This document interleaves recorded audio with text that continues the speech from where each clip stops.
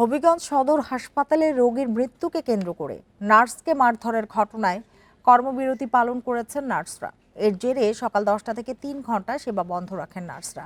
বিক্ষুব্ধরা জানান, ভোরে শ্বাসকষ্টের এক ব্যক্তির মৃত্যুর পর রোগী স্বজনরা দায়িত্বে অবহেলার অভিযোগে কর্তব্যরত নার্সকে মারধর করে।